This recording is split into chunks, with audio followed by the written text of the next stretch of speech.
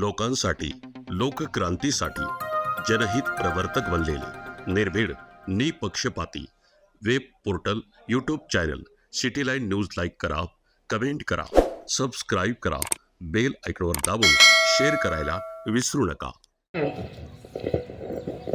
आज आपण या ठिकाणी कालकथित सर्जेराव दयानंद गायकवाड यांच्या प्रथम पुण्यस्मरणानिमित्त इथे आलेलो आहोत. जलदान विधी, पुण्यस्मरण हे जे विधी असतात हे का केले जातात, तर याच्या पाठीमागचं कारण असतं की जी व्यक्ती आपल्यातून गेलेली आहे तिने जे संस्कार आपल्याला दिलेले आहेत, त्या व्यक्तीचं जे वागणं होतं, बोलणं होतं, त्या व्यक्तीचं समाजामध्ये जे कार्य होतं, समाजकार्य असेल, समाजासाठी, कुटुंबासाठी त्या व्यक्तीचं जे अथक परिश्रम असतात, त्या परिश्रमाला आपण कुठंतरी ऋणी असलं पाहिजे. आता आपण खेडोपाडी बघतो की वाड्या वस्त्यांवरती चिरा घडवून ठेवलेला असतो. एक आजोबा असतात घोड्यावर बसलेले, पाठीमागं दोन आजी असतात. बघितलेलं आहे कुठं? तुम्ही बघितलेलं आहे का? बघितलेलं आहे ना? का केलं असेल बरं? ते चिरा घडवून ठेवलेला असेल त्या शेतामध्ये, त्या झाडाखाली.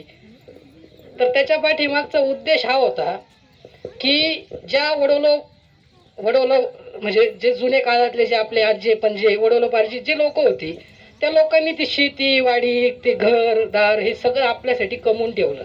मग त्यांच्या ऋणामध्ये आपण असलं पाहिजे. आज कित्येक ठिकाणी लोक जागरण गोंधळ घालतात, कार्यक्रम करतात आणि काय म्हणतात की आम्ही आमच्या कुलदैवताची पूजा करतो.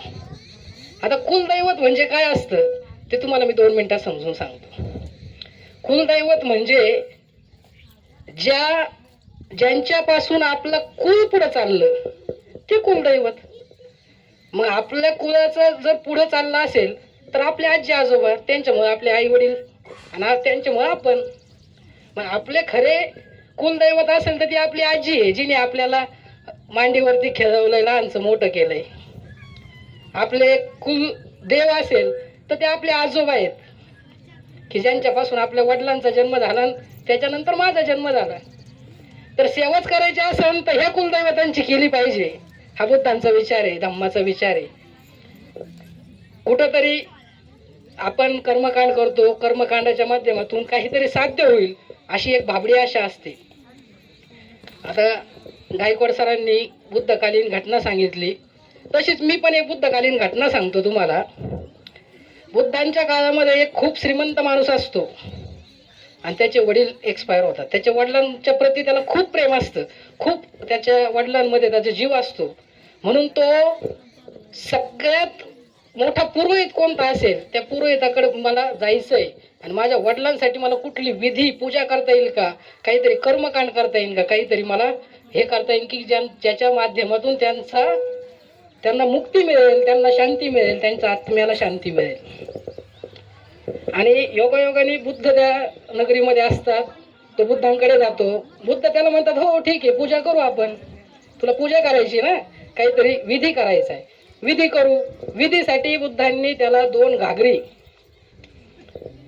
दगड आणि गावरान तूप आणायला लावलं, एक काठी आणायला लावली. नदीच्या कडेला सकाळी त्याला बोलवलं विधी करण्यासाठी.